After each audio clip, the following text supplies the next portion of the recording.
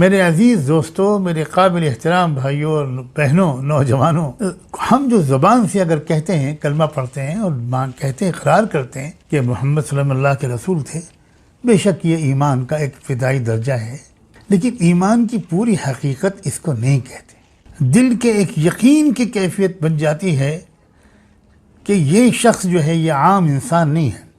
कुरान ने जहाँ पर भी ये कहा है कि वो इंसान थे, वहाँ एक और लफ्ज़ बढ़ाया है, इन्नमा अना बशरुम मिस्लुकुम यूहा इलैया। ये वो शख्स है कि जो इंसान होने के साथ नबी और रसूल भी तो है। इसके पास अल्लाह की तरफ से बराह रास्त, मालिक की तरफ से बराह रास्त इल्म आता है, रहनुमाई आती है, ज्ञान आता है, हिदायत आती है। तो ये यकीन करना, जिसने रसूलुल्लाह सल्लल्लाहु अलैहि वसल्लम के नबी और रसूल होने पर यकीन कर लिया ना, इसके यकीन होने का मतलब ये है कि अब मुझको हर मामले में उनकी ही मानना है। वो जो कहें उस पर यकीन करना है, जिस रास्ते की नसीहत करें उसी को इख्तियार करना है, जिस चीज़ से मना करें, जिसकी बुराई बयान करें, जो उनको नापसंद हो उससे हमको अपने को रोके रखना है। हमें भी वो नापसंद होना चाहिए। वो अगर कह रहे हैं कि सच बोलने से कामयाबी मिलती है और झूठ से हलाकत होती है, तो अब यकीन वाला शख्स जो होगा वो हज़ार उसको ये नज़र आता हो कि भाई सच बोलूँगा तो फंस जाऊँगा, झूठ बोलूँगा तो बच जाऊँगा। अब जिसके दिल में यकीन होगा वो कभी भी झूठ बोलकर बचने का रास्ता इख्तियार नहीं करेगा, सच बोलकर बचने का रास्ता इख्तियार करेगा। अब जिसका यकीन कमज़ोर है वो माहौल से मुतासिर होगा। माहौल से मुतासिर न होने वाला सिर्फ वो शख्स होगा जिसको मोहम्मद रसूलुल्लाह पर ईमान हो। अगर वो ये कह रहे हैं कि भाई देखो धोखा मत दिया करो, अगर वो ये कह रहे हैं कि अल्लाह के रास्ते में नेक जगहों पर पैसा खर्च करोगे तो तुम्हारा माल पैसा कम नहीं होगा, बढ़ेगा, वो यकीन दिला रहे हैं। और अगर तुमने रोक लिया हाथ तो माल बचेगा नहीं, घटेगा। अगर तुमने सूदी लेन देन किया तो तुम्हारा माल घटेगा। और अगर तुमने माल को खर्च किया बगैर उसके बदले उस इंसान से कुछ मुनाफा लिए, बल्कि अल्लाह को राज़ी करने के लिए, तो तुम देख लेना दुनिया में भी तुम्हारा माल बढ़ जाएगा। अब ये वो शख्स करेगा जिसको यकीन होगा। जिसको यकीन नहीं होगा, शक होगा, वो हज़ार कलमा पढ़ता रहे कि मैं कलमा पढ़ता हूँ, लेकिन नहीं खर्च कर पाएगा। तो यकीन वाला ताल्लुक़, आपने जो कह दिया वो बिल्कुल अटल है, वही सच है, होकर रहेगा वो। अल्लाह के रसूल सल्लल्लाहु अलैहि वसल्लम के एक सहाबी थे, सैयदना अबू ज़र ग़िफ़ारी रज़ियल्लाहु अन्हु। ज़िंदगी के आखिरी महीनों सालों में वो किसी ख़ास वजह से मदीने की आबादी से दूर, अलग थलग, बिल्कुल तन्हा एक जगह पर जाकर रिहाइश इख्तियार कर ली थी उन्होंने। वहाँ कोई बस्ती और आबादी नहीं थी। उनकी बीवी अकेली उनके साथ थी। जब उनको लगा कि अब मेरी मौत का वक्त करीब है, इंतकाल का वक्त करीब है, तो उन्होंने अपनी बीवी से कहा। बीवी जरा परेशान हो गई, रोने लगी।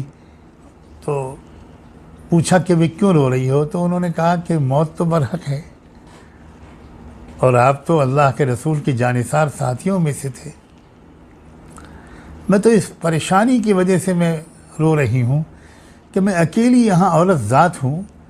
अगर आप रुखसत हो गए तो आपको नहलाना, कफन पहनाना, दफन करना ये कौन करेगा? तो बड़े इत्मीनान से उन्होंने कहा कि परेशान न होना, मेरे इंतकाल के बाद मेरे ऊपर एक चादर डाल देना और बाहर ज़रा निकल के खड़ी हो जाना। कोई काफ़िला गुज़रेगा तो वो कपड़ा हिला के उसको ज़रा रोकना, और जब वो लोग रुक जाएं तो कहना कि आपके साथी अबू ज़र का इंतकाल हो गया है और यहाँ कोई है नहीं। तो वो लोग सब इंतज़ाम करेंगे, तुम बिल्कुल फ़िक्र न करो। उन्हीं की बीवी थी, वो मुतमईन तो हो गई, मगर कहने लगी कि क्या आप बता सकते हैं कि ये बात आप कैसे यकीन के साथ कह रहे हैं कि ऐसा होगा? तो उन्होंने कहा कि देखो, मुझे अच्छी तरह याद है कि एक बार मैं अपने साथियों के साथ अपने आका सैयदना मोहम्मद रसूलुल्लाह सल्लल्लाहु अलैहि वसल्लम की मजलिस में बैठा हुआ था, तो आपने फरमाया कि तुम में से एक का इंतकाल मदीने से दूर तन्हाई में होगा और एक काफ़िला गुजरेगा मेरे सहाबा का, उनको ख़बर होगी और फिर वही लोग उनकी गुस्ल दिलाएंगे, तजहीज़ व तकफ़ीन का और तदफ़ीन का इंतज़ाम करेंगे। तो मुझे अच्छी तरह याद है कि उस वक्त मेरे सिवा जितने और लोग बैठे हुए थे, सबको मैंने गौर से देखा, सब लोग इंतकाल कर चुके हैं और किसी का इंतकाल उस तरह नहीं हुआ जिस तरह अल्लाह ने फरमाया था। मैं अकेला बचा हूँ और उनकी बात गलत नहीं हो सकती, इसलिए मुझे यकीन है कि वो मेरे साथ होगी। यकीन बहुत बड़ी दौलत है और वाक़या ये है, हमें एतराफ़ करना चाहिए कि हमारा यकीन बहुत कमज़ोर हो गया। रसूलुल्लाह सल्लल्लाहु अलैहि वसल्लम की ज़ात के बारे में रोज़ाना थोड़ी देर सोच कर अपने दिल में यकीन को ताज़ा करने की काश कि हम मशक़ करने की आदत डाल लें। कोई बात उनकी गलत साबित हुई, बहुत ही सख्त मुखालिफ हालात में आला दर्जे की फतूहात की वो ख़बरें देते थे। आपने कितनी बार ये वाक़या सुना है कि मदीना मुनव्वरा में दुश्मन के लश्कर हमला आवर हुआ तो मशवरे से ये तय हो गया था कि बाहर निकलकर मुकाबला नहीं करना, बल्कि मदीने में आने का जो रास्ता है उसमें खंदकें खोद देनी है, बहुत बड़ी बड़ी ट्रेंचेस, ताकि वो पूरी फ़ौज एक साथ अंदर दाखिल ही ना होने पाए।